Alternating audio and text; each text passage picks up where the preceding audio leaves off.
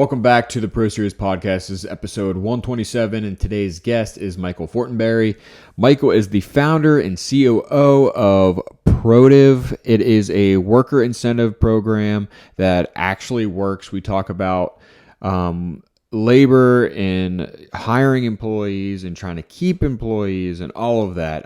So if you're a business owner trying to hire out labor, this is the episode for you. But before we get into this episode, please like, subscribe, and review this podcast on wherever you listen to podcasts. And now I hope you enjoy episode 127 with Michael Fortinberry. Michael, thank you so much for hopping on the Pro Series podcast today.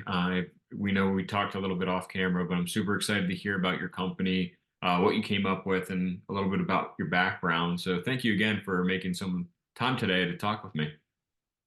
Hey, Eric, it's my pleasure. I enjoy doing this and look forward to sharing with you a little bit about Protiv and kind of how we developed this at our construction company, led us on this journey. Super excited to do that. Yeah, we're going to get into in financial empowerment in the construction world, but I want to first get into you and how you kind of got into this business. When did it all start to getting into the construction business? Just let's start there. That was my dad's fault. So Ah, so my dad was well, after he retired, he decided he wasn't really retired, so he became an electrician of all things, and which kind of meant that I became an electrician in high school. He would, send me up into the attic to pull the Romex when he didn't want to go up there because it was hot in Florida, wiring houses in Florida. And so, yeah, you start there. And I don't know, I came in and out of the career a little bit. Always been around the field, whether it's real estate or construction. And about 10 years ago, I was in New York City for a project that got us started on the multifamily renovation side of the world in Manhattan in particular, as well as Bronx, Brooklyn, Queens. And we built a multifamily renovation company that's been pretty successful, probably 130 people in the field, self-perform most all of our work, and do everything from entry level affordable housing renovation work for the city and state, all the way up to some very high end stuff as well. very cool. So when did it come to the point where you wanted to create this financial empowerment in the industry? Was it just frustration throughout years and years in the construction industry? Yeah, I think that's good. I think a lot of us as contractors, we want to take care of the people who work for us, right? And this Mhm. is about it's not we want to do well as contractors, right? We never make as much money as people think we do. And so you're sitting there, you're looking at the end of the year, we have all this revenue, and you're like, wow, did I seriously only make, 1 or 2 or 3 or 5% profit on all this revenue, sometimes upside down? It's tough. It's a tough business Mhm. to make money at a lot of risk that we carry. And at the same time, we want to take care of their people, right? Because the people who actually do this work for us, they come in your office like, hey, boss, really need a raise, mom is having another baby, whatever, and you kind of want to take care of them because they're out there, turning the wrenches, doing the pipes, putting in the wires, framing the walls, whatever it is they're doing for you task wise.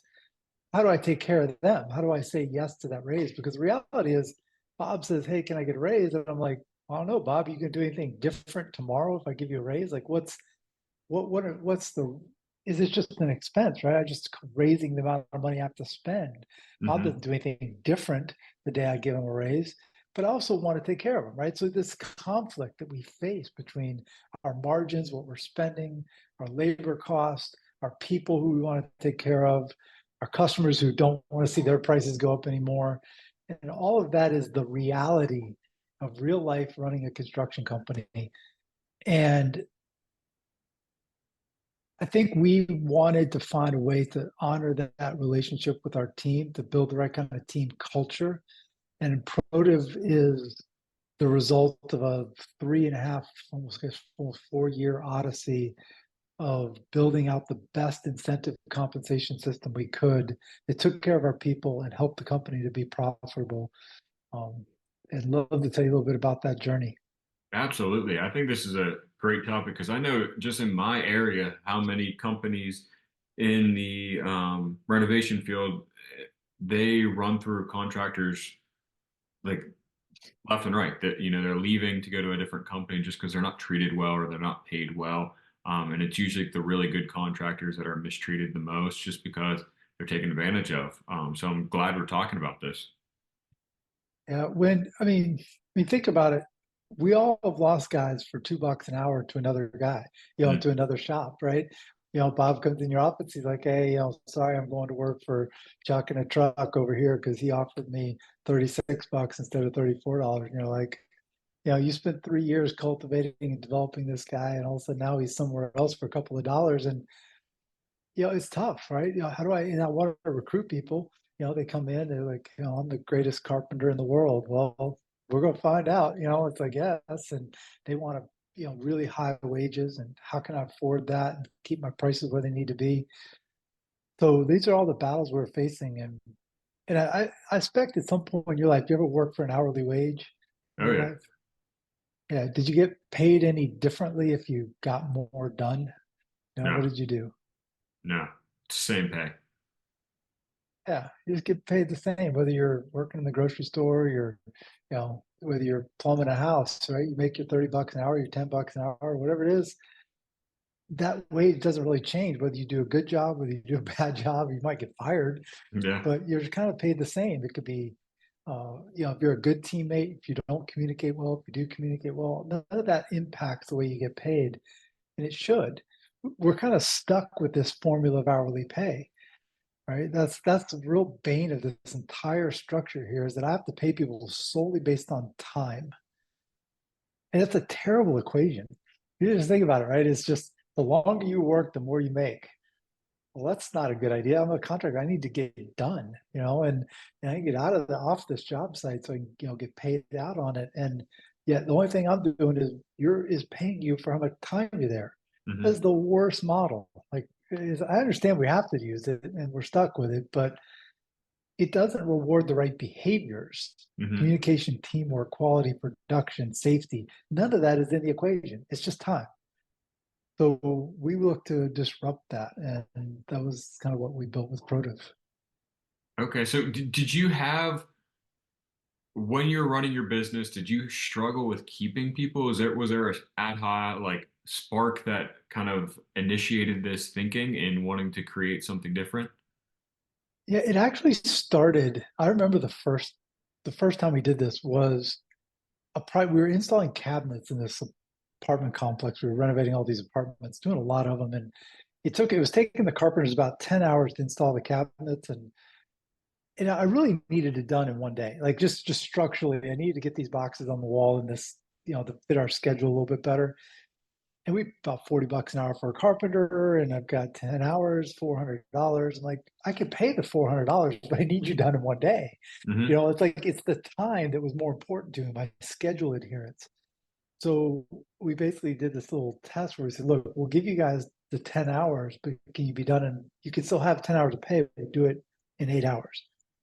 Actually, it turns out they can do it in about 6.5 hours.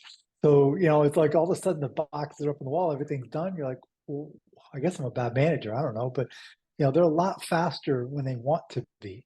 Hmm. All of a sudden the job's just more efficient. And that started us on a journey. And one of my partners had done some old school piece rate pay years back that had some legal and quality control issues to it, but it kind of started our brain spinning.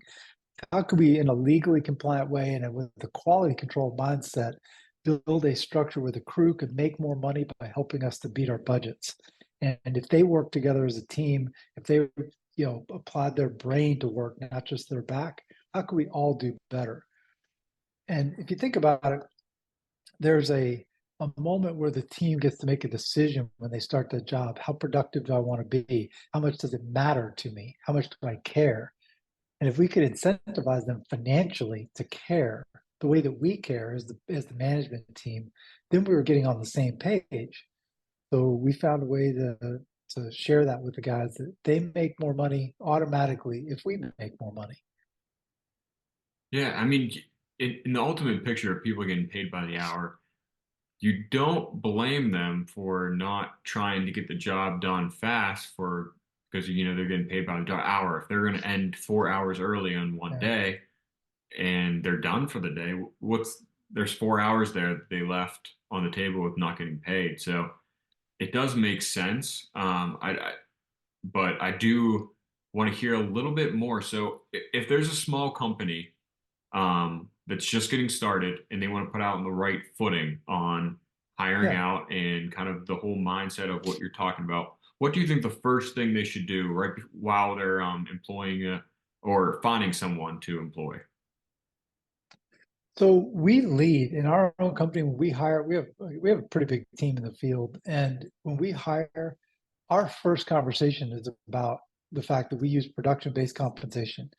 And because the guy comes in, I'm the greatest painter ever.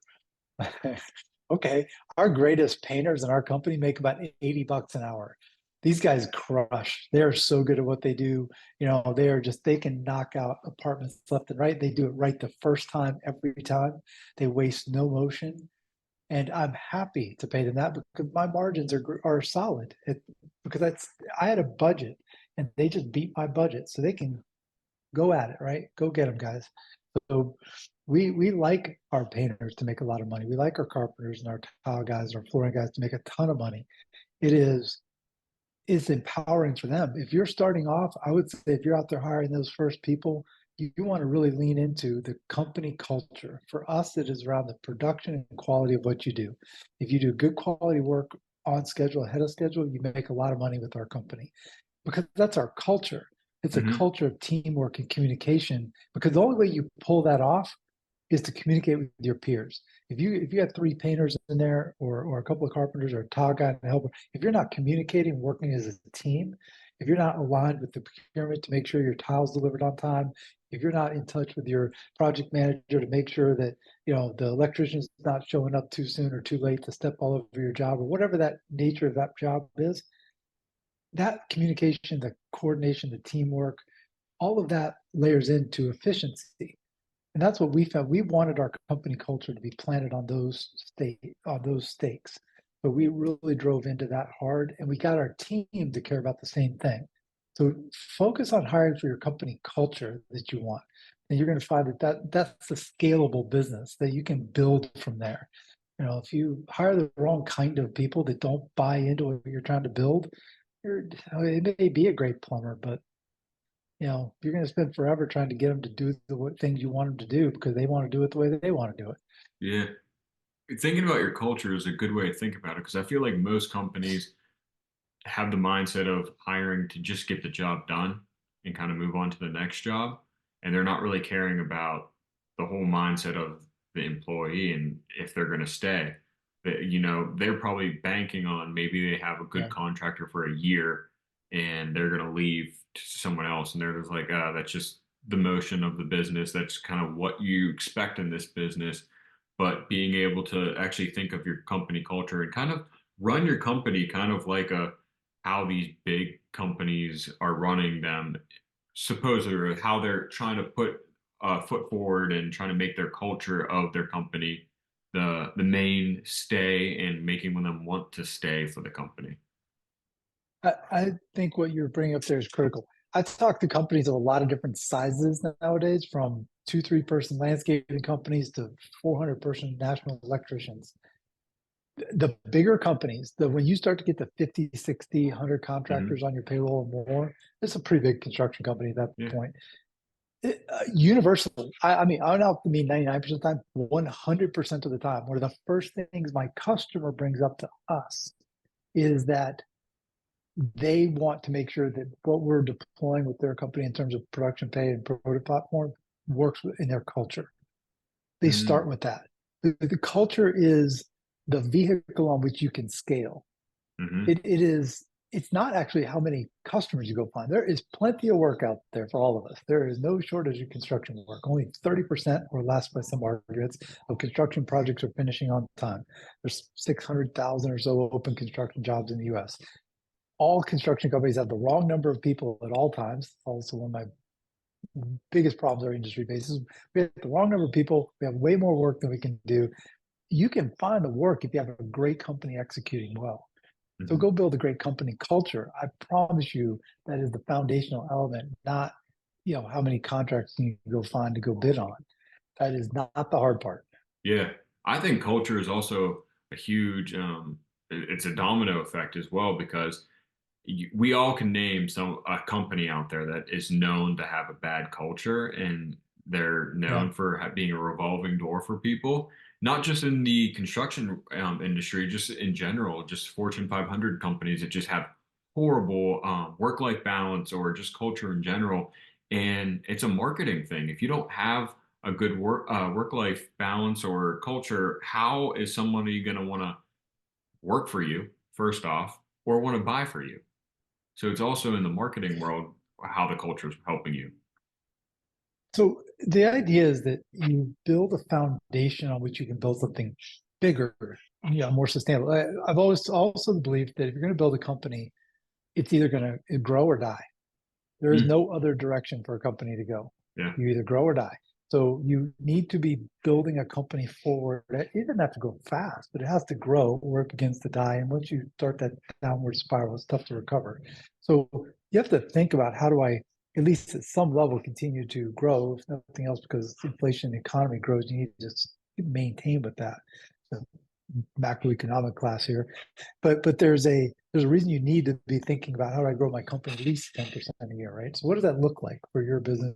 Any size business. More is better, I would argue, but grow. And if you're going to do that, build it on a foundation of culture and invest in your people. What we believe is that you need your team to think the way that you think as a company, right? It's a playbook. When the play breaks down and nobody knows what to do, you have a problem. If the play breaks down, the NFL here, at least everybody kind of knows what the playbook is. There's a foundation on which we go do the next thing. Someone said on the call the other day, one of my customers, that they used to have issues with their procurement, right? Some of the materials wouldn't be there, and the guys were happy to sit around and wait for the materials to get delivered. And when they pivoted on our platform, which for production pay, which now the team in the field is pissed when the materials aren't there because it kind of becomes their money, right? They don't want to waste time and Mm, money in the field. And so the materials aren't there. One, they're on the phone sooner with whoever in logistics procurement needs to get materials to the job site.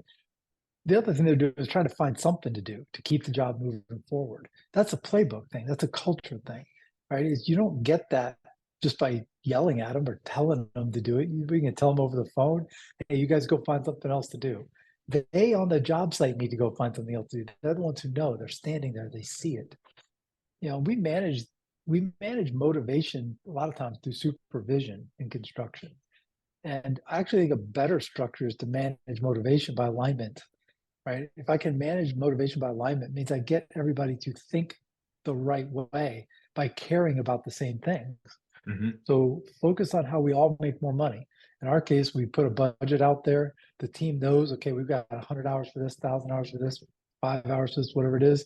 They know what our labor budget is dollar wise. They can see on their phone what that budget is. They know that they make the difference, or at least some of the difference between that labor budget and what they spend. So they feel like that labor budget is their money. We built a culture around the labor budget yours, guys. Don't waste it. When they get that in their head, they think that way. All of a sudden, like, hey, baby needs shoes. Let's go. Let's go get this done. Let's not waste time. And they start to think like owners. It's a really cool transformation. You going through all this and seeing it work out for your own company, you looking now at other companies that are struggling, what are some of the key things that you see in companies and you just wish they would just come to you and take a little conversation, just be a Yeah, little bit open-minded and yeah. just listen to you for a second. What are those key like It's downfalls? yeah, three really simple things that I hear consistently. One is we can't find enough people. Hmm. We're Oh yeah. 12% understaffed. We eight open positions, whatever. I can't find enough people. Okay. So how about if you got 100 people in your company, you got 10 open spots. How about we get 10% more production out of the team you have? Let's pay them more and Mhm. let them get more done. I promise you it's going to be less than hiring 10 more people, right? But we're going to pay them more because they're going to get more done. We're going to link those two things together in a way that everybody understands, simple, transparent. So that's first is if you're a shortage of people, we can fix that. The second is production. There's some quote famous, there's some stats that fly around out there around productivity levels in construction over the last 20, 30 years. Actually kind of flat. We're actually not any better at building stuff today, speed wise, than we were in the 70s. It's, if anything, some arguments it's actually gone down. So some of that's for good reasons, safety, environmental controls. There's a lot of good things that we slow down a little bit. But the reality is we're still faster at building things. The rest of the world is getting faster. Construction is not. So if you have a production problem, you have a problem getting jobs completed on time, I can fix that. We can actually get jobs done faster because I can get your crews to want to finish the job right the first time. Do their job right the first time. That's rework is the bane of existence for contractors. Do it right the first time. Don't waste time. Right? If I can get them to think like that, you're going to be winning. And I think the third is really around. I'll even go back to that culture piece, right? Which is I want to build a good company culture. I want to have an incentive plan. I think probably 80-90% of the calls we do with customers, they say some version of the statement, we've always wanted to do this. I've always wanted to have an incentive comp system based on production. I've always wanted to try pay for performance. I've always wanted, they tried it. They had an Excel spreadsheet for it. They did something. I understand why they couldn't do it in Excel because we try to do it in Excel. You need a piece of software to manage incentive compensation integrated into your ERP and your time tracking that you have today. When you put that in place, we can close that gap of how do I reward my line workers, not my procurement guys, my estimators, my PMs. I mean, how do I reward Bob at the job site and link him to how the company performs? That's what we think the magic thing we've uncovered is this connection, this cultural connection, this alignment between the guys in the field and the management team in the office. We're excited for it. Yeah.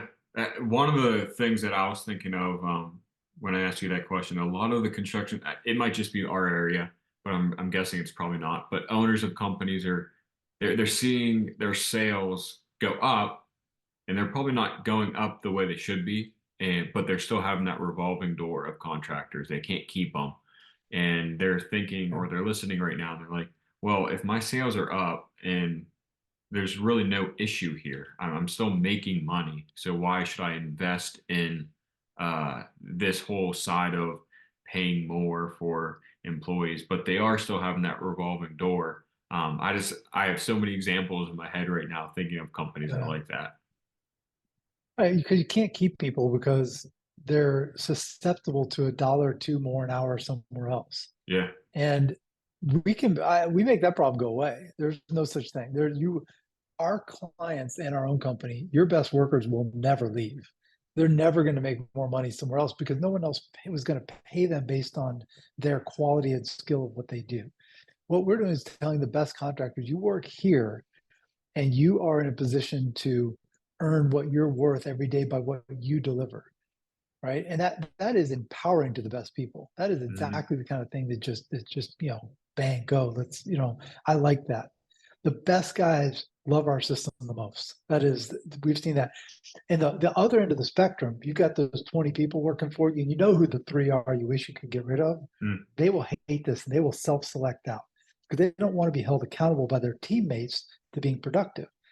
That's true. Right? The top group of guys are going to think that production-based pay is the greatest thing they've ever seen. The group in the middle is going to raise their bar because everybody likes to make more money.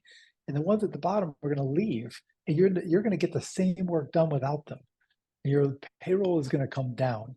Your team is going to be maybe a little bit smaller, or you can get more work done with the team you have because you have more capacity. Our average client is increasing production north of 10%. Think about what that means. That means a half day a week of extra capacity. I've seen landscapers and painting companies, some kind of heavy labor trades, they're pushing 20% production lift. A full day of work every week out of your team, that you don't have today. And you can't get, it's not like you can go yell at them enough to get it. You can't give them a raise to get it. You've got to get them aligned to the same things that matter to you. Do it right the first time. Don't waste time. Keep your job site clean and organized. Communicate with your teammates. Those are the things that drive success as a trade contractor. Yeah. You'll keep your best people. I like how you explain that. The people that are going to like the system are the ones that are going to stay, and those are the people that you want to continue with the company anyways. 100%. They are the hardest to replace. They're the hardest to create and train. They are, they know they're worth more. They know they're Mhm. good at what they do. And frankly, some of them are going to be your competitors someday, right? We all lose Mhm. our best people that become our competitors. If you're a trade contractor out there listening, you know what I'm talking about. Mhm. You know, Bob's really, really, really good carpenter. Eventually, he's going to go build his own decks. You know, you're a deck building company, and he's just going to do that because he can. And okay, that's real life. Mhm. But if you want to have a better chance of keeping them, you've got to get them on the same page. And profit sharing, we find, is a bit too complex a model for most workers to get their head around. And our profits go up and down for a lot of reasons. So we don't have points and gift cards and pizza parties are all cute. But in the end, the guys want to make more money. Show Yeah. me how I make, $5 an hour more this week on this project. Tell me what my goal needs to be. Okay, let me go get it. What do we need to do, guys?